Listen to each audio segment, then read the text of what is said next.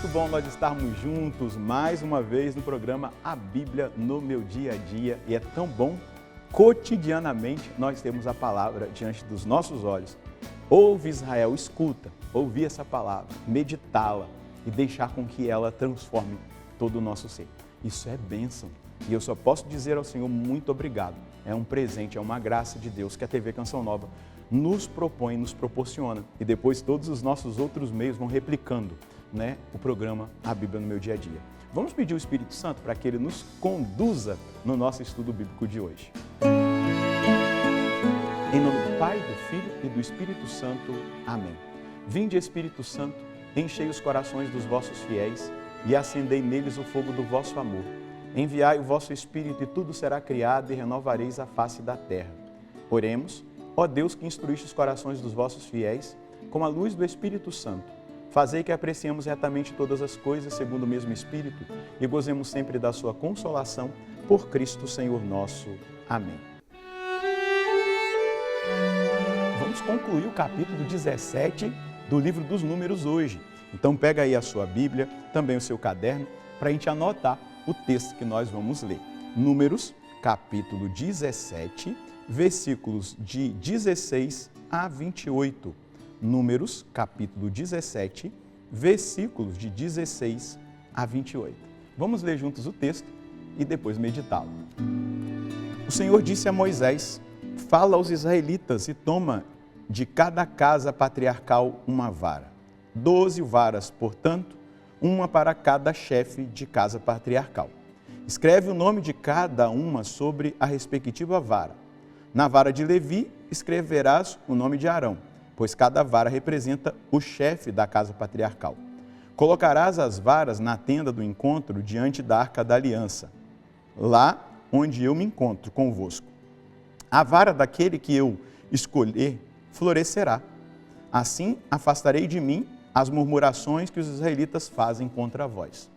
Moisés pediu aos israelitas que os chefes lhe entregassem 12 varas, uma vara para cada chefe, representando a respectiva casa patriarcal. Entre as varas estava a vara de Arão. Moisés depositou as varas diante do Senhor na tenda da aliança. No dia seguinte, ao entrar na tenda da aliança, Moisés viu que a vara de Arão, da casa de Levi, tinha produzido brotos e dado flores e amêndoas maduras. Moisés retirou todas as varas da presença do Senhor e as trouxe aos israelitas. Eles as viram e cada um pegou a sua. O Senhor disse a Moisés: recoloca a vara de Arão diante do documento da aliança, para guardá-la como sinal para esses rebeldes. Assim terminarão as murmurações contra mim e eles não morrerão. Moisés fez assim como o Senhor lhe havia ordenado. Os israelitas disseram a Moisés: estamos morrendo, estamos perdidos, todos perdidos. Toda vez que alguém se aproxima da morada do Senhor, morre. Acaso deveremos todos morrer? A morte deles era por culpa deles, não era por culpa de ninguém. Eles escolheram o caminho da morte, eles escolheram desobedecer, serem rebeldes ao Senhor. Então, isso tudo nos chama a atenção para que nós também estejamos atentos à nossa caminhada de fé. Mas é muito bonito perceber como Deus, misericordioso, justo, clemente, Ele vai fazendo a obra. Ele, para conter a murmuração e esse povo parar de morrer, Ele faz essa proposta. Que todas as casas patriarcais, 12 no caso, levassem a vara, o sinal da autoridade, para ser colocado diante do Senhor. Como Arão é da tribo de Levi, o nome de Arão está na vara dele. E sendo colocado diante do Senhor, era o Senhor quem confirmaria qual era a casa patriarcal responsável pelo sacerdócio. Deus já tinha falado, mas eles insistiam. E aí, o próprio Deus dá uma oportunidade para eles, para que eles vejam, para que eles comprovem, para que eles toquem nessa maravilha da revelação de Deus. E aí, a mortandade cesse. Moisés fez exatamente o que Deus mandou. Pediu que eles trouxessem a vara, cada uma das casas patriarcais, e as 12 foram colocadas na tenda, na presença do Senhor. E passou a noite inteira, e o Senhor se manifestou. E qual foi a manifestação. A vara daquele que foi escolhido, Arão, a tribo de Levi, ela brotou. Não só brotou, ela floresceu. Não só floresceu, ela produziu, gerou fruto, as amêndoas. E ali foi revelado, tirado o véu de toda e qualquer dúvida que pudesse estar sobre a autoridade espiritual de Arão. Deus é condescendente, é misericordioso, Ele quer salvar.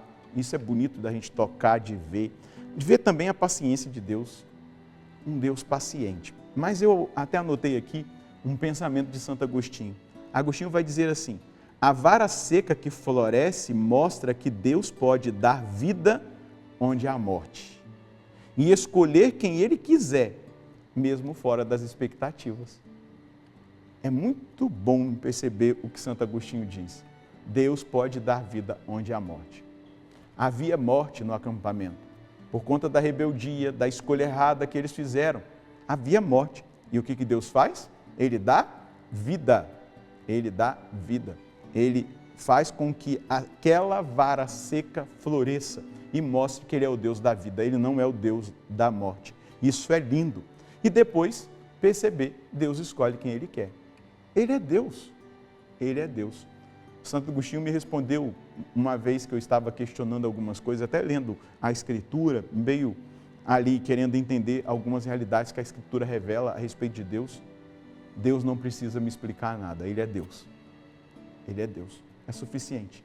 Então, aqui nós vemos esse Deus que responde a esse povo. Ele escolhe quem Ele quiser. E Ele escolheu Arão, Ele escolheu Moisés, ainda que não correspondesse às expectativas. Às vezes nós estamos assim, não é verdade?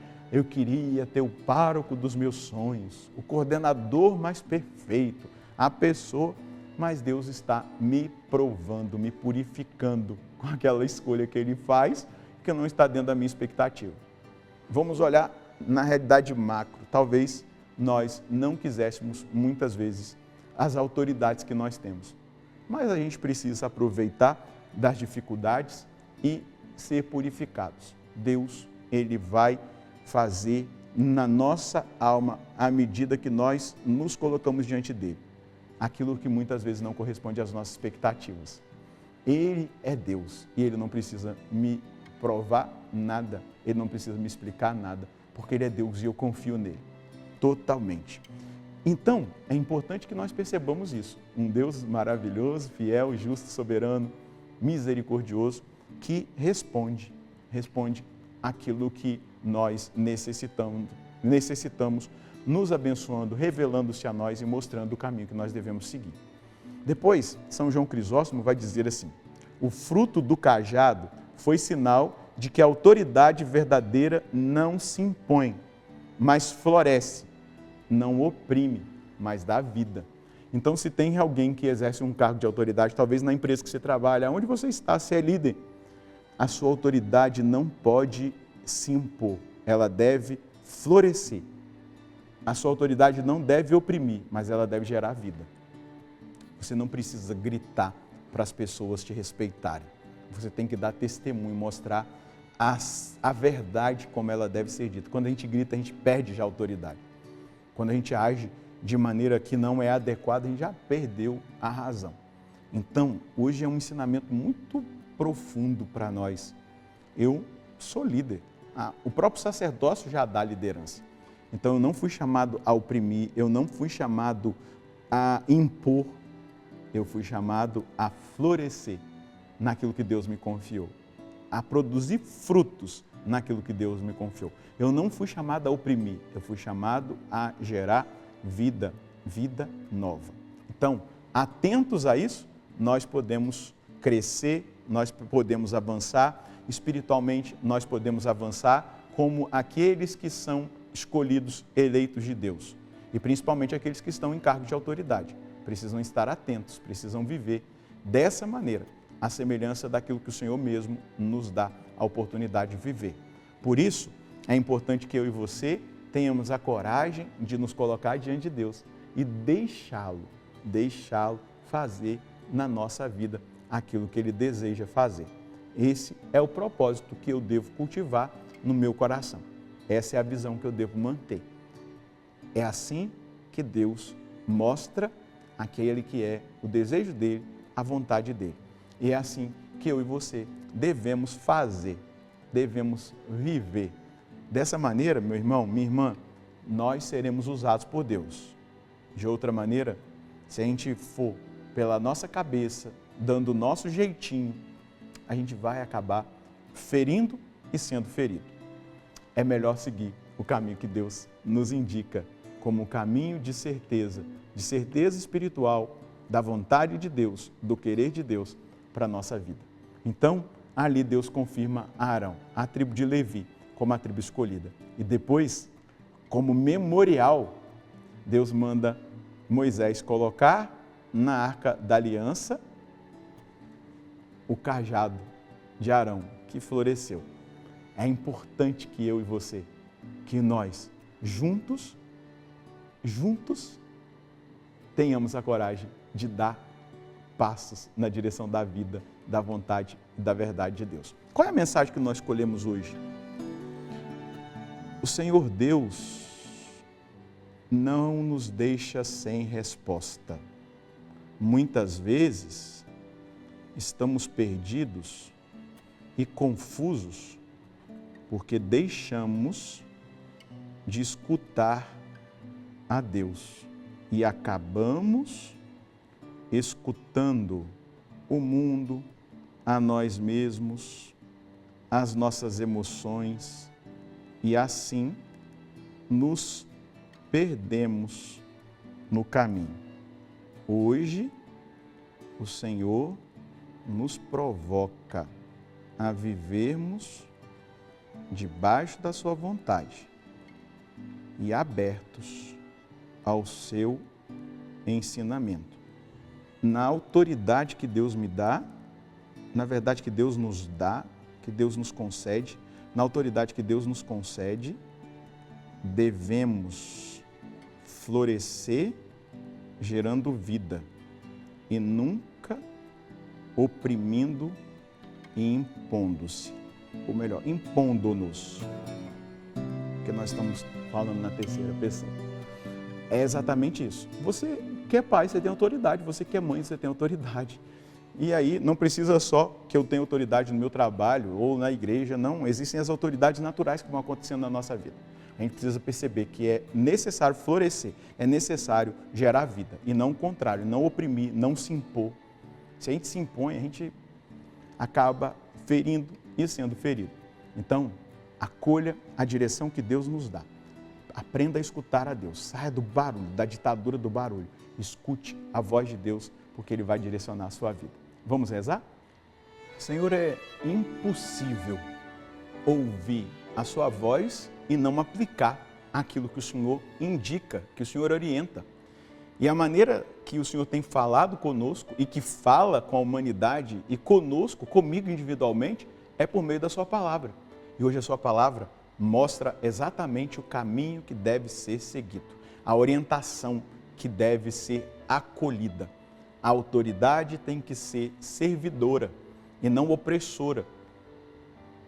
Eu preciso gerar vida e não amedrontar as pessoas, gerando morte e confusão. Consiga, Senhor Deus, eu te peço, consiga o Senhor agir na minha vida de tal forma, a partir dessa palavra, que eu possa produzir esses frutos, gerar vida e ser instrumento da sua bênção. Não permita que, em momento algum, eu não seja instrumento da sua bênção, mas que tudo que eu fizer seja abençoado pelo Senhor e orientado por Ti. Amém. Quando nós nos deixamos orientar pelo Senhor, é isso que acontece. Frutos, vida, a gente gera vida. Agora, se a gente se orienta pelas nossas paixões, as nossas emoções, a gente machuca e se machuca. Então, esteja bem atento a isso. Deus abençoe você e a sua família. Nós nos encontraremos no próximo programa, se Deus quiser, no nome do Pai, do Filho e do Espírito Santo. Amém.